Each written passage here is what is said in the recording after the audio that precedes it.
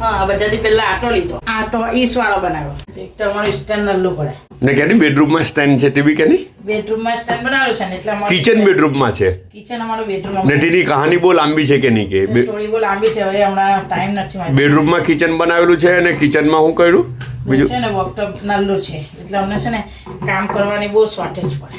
અમારું grand kitchen Because ને અમારું ભાડામાંનું કિચન હતું એ લોકો લઈ બહુ લીધું. બધું કામ હોય ને તો અમને વધારે અઘરું પડે.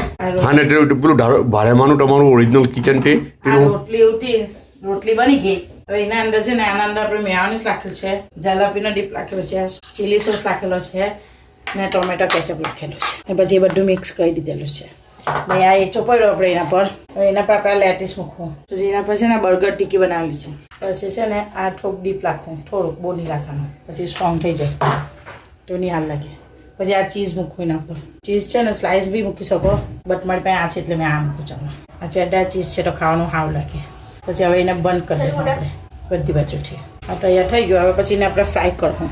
આપણને પાઉં ખાવાનું ને હાલ લાગે ને તો આ ખાવામાં થોડું ખાવું લાગે. હા એના પર છે ને ખીરું એ ખમીર ચડે એટલે આપણે થોડીક વાર એને 2-4 મિનિટ આમ કપડામાં રેસ્ટ કરવું ને પછી હવે એને ફ્રાય કરી નાખવાનું.